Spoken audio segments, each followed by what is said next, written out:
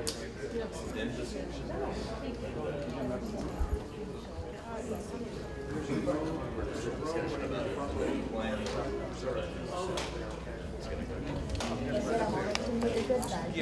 which side, back? They're both.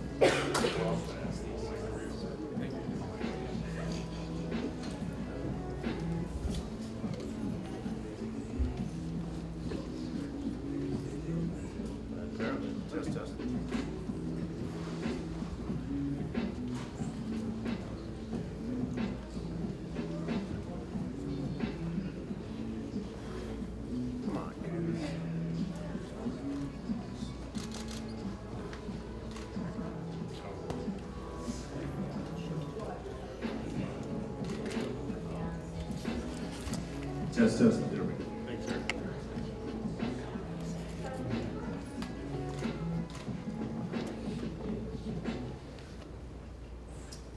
All right, good afternoon, everybody. Welcome to First Tennessee Park. My name is Jeff Hem, broadcaster for the Sounds, and on behalf of the Sounds organization, I'd like to welcome all of you to this beautiful ballpark on this exciting day. It's great to see, first of all, so many of our loyal supporters here, season ticket members, some corporate partners. As always, we are grateful to see you and appreciate your continued support of the Sounds and for being here today on this important day.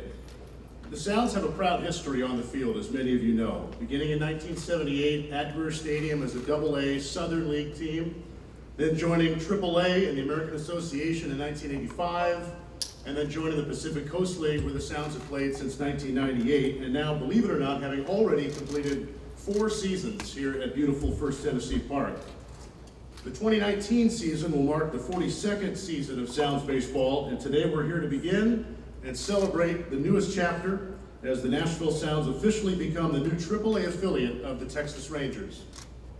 We're excited and grateful to have several folks from the Rangers here today. We'll hear from a couple in just a moment, but first I'd like to introduce a man who has been at the forefront of the success the Sounds have enjoyed the past few seasons at this beautiful ballpark. His energy, his ideas, and his leadership helped make the Sounds and this ballpark go. Please welcome the General Manager and Chief Operating Officer of the Nashville Sounds, Adam Noose. Thank you, Jeff. My name is Adam Noose, General Manager for the Nashville Sounds, and on behalf of our owner, Frank Ward, welcome to the beautiful First Tennessee Park.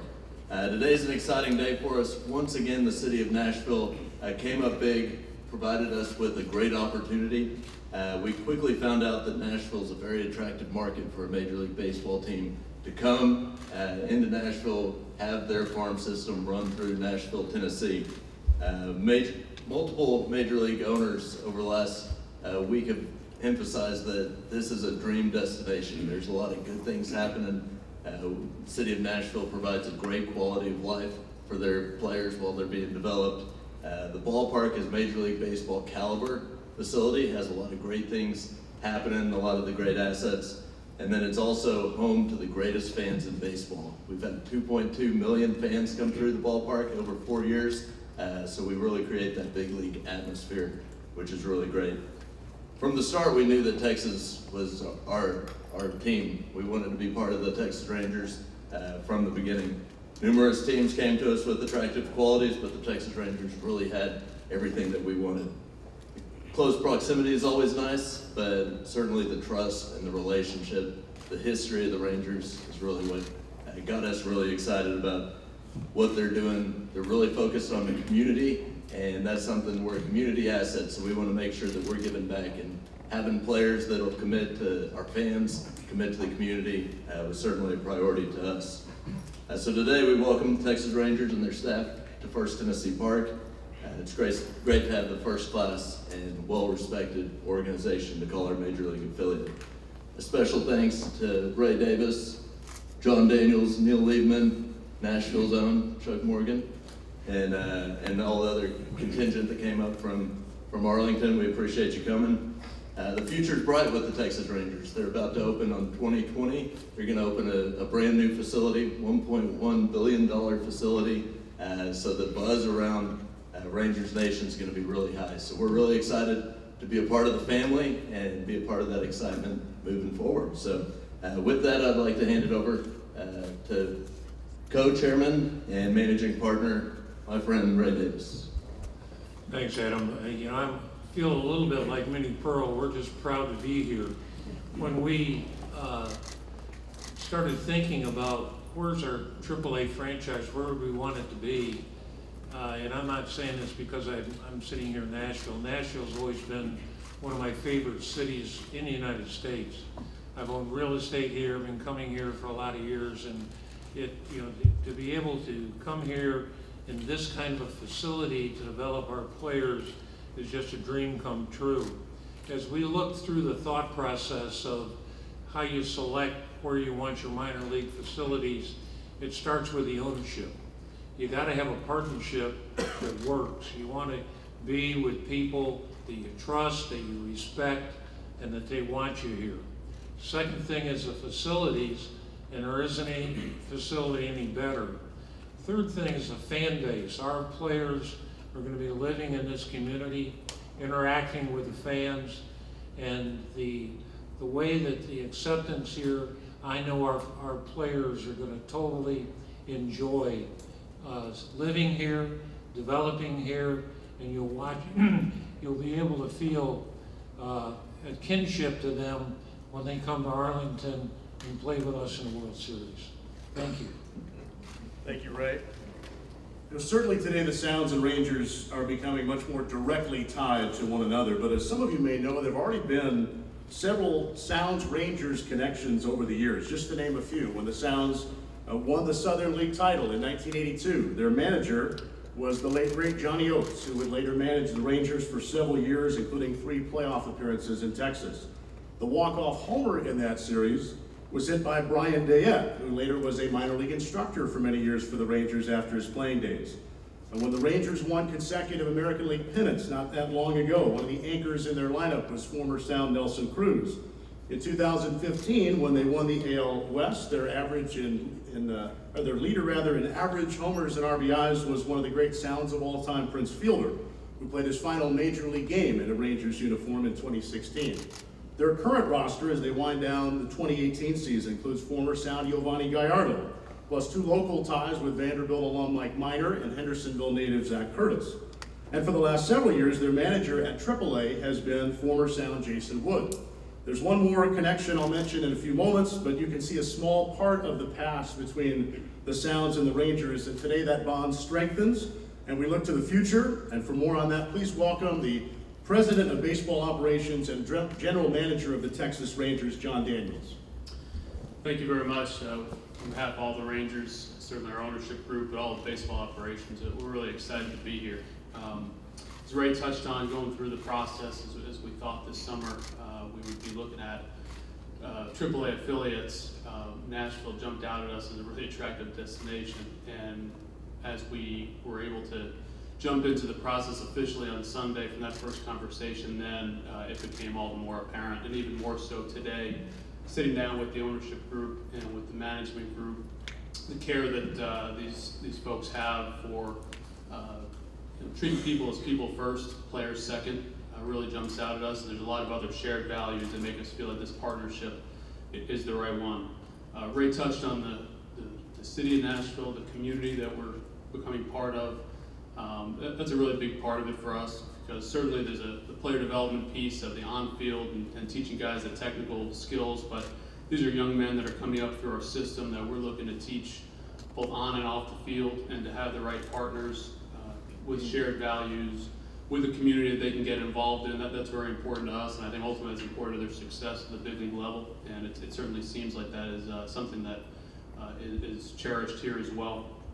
The facilities are second to none throughout minor league baseball, and we've had a number of players, staff, once we announced this, really reach out, and they're excited to come work here.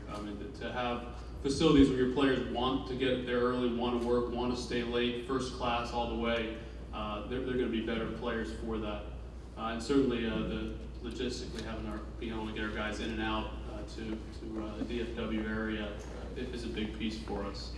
This is an exciting time for the Rangers, as we mentioned, with the new stadium, but it's also a time where we're looking forward with a lot of young talent and really building from within. We've had a lot of success in the field this year, notwithstanding.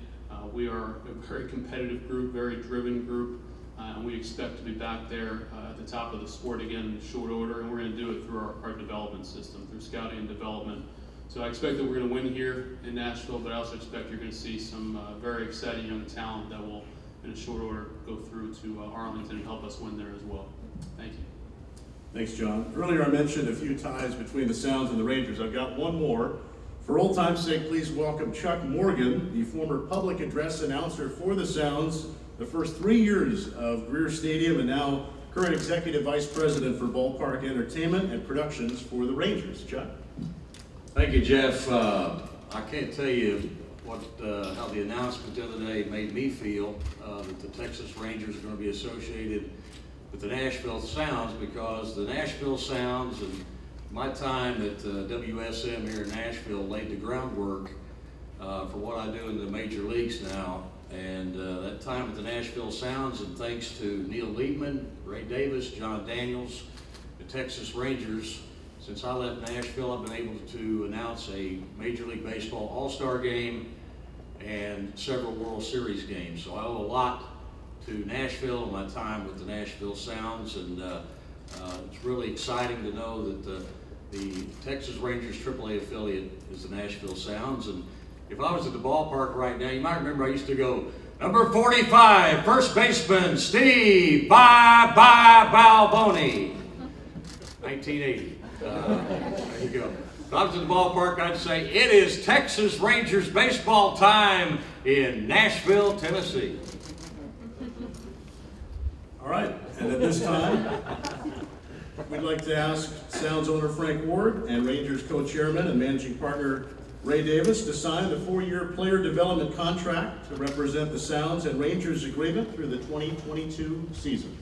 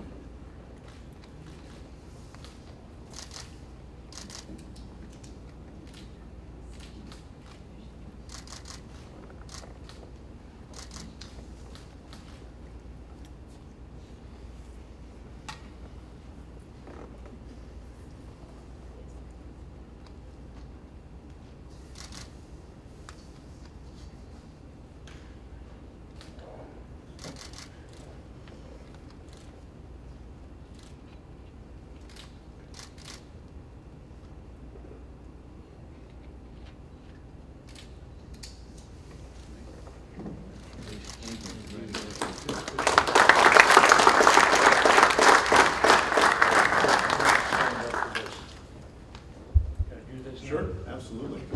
This is our Mr. Ward, Texas Ranger jersey. He's part of our family now, and we're a part of his. Thank you very much, Ray. Appreciate it. Thank you. As we close, this is an exciting day in Nashville Sounds history, entering a new era with the Texas Rangers. More so than ever, we're looking forward to opening day for Texas in late March of 19, and for the Sounds right here at First Tennessee Park in early April. We invite media to stay for interviews with Adam and Rangers personnel. And for the rest of you, thank you for coming out today, and we'll see you again here at the ballpark soon. Thank you, everyone.